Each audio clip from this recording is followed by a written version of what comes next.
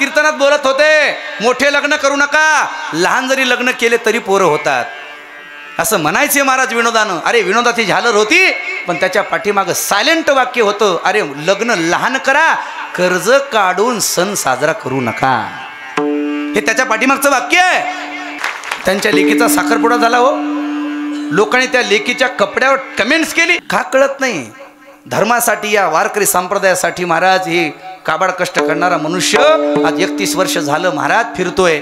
आणि आज लेकीच्या सुखासाठी थोडी महाराज त्यांनी जर आपला आनंद उत्सव साजरा केला असेल. सगळ्याला माझी विनंती आहे, आणि या सगळ्यांच्या कमेंट्स या बातम्या बघून महाराज कंटाळे इंदोरकर महाराज उद्विग्न झाले मनामध्ये.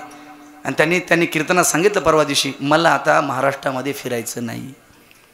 मी 31 वर्ष जर काम करून जर मला अशी जर त्याची फळं मिळत असतील, माझ्या लेकीच्या आनंद उत्सव जर महाराजात दुःखाचा डोंगर पसरत असेल, लोक वाईट वाईट बोलत असतील आणि TRP वाढवण्यासाठी मला जर ट्रोल करत असतील, तर 3 दिवसामध्ये मी आता कीर्तन बंद करणार आहे, फेटा पुन्हा बांधणार नाही.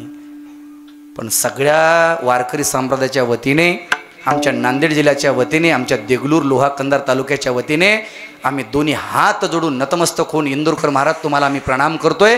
आम्ही सदैव तुमच्या पाठीमागं आहोत. तुम्ही या नालायक लोकांच्या कमेंटला घाबरून तुम्ही कीर्तन बंद करू नका, कारण का तुमच्या प्रबोधनाची या देशाला, या महाराष्ट्राला, या वारकरी संप्रदायाला अत्यंत महत्त्व आहे.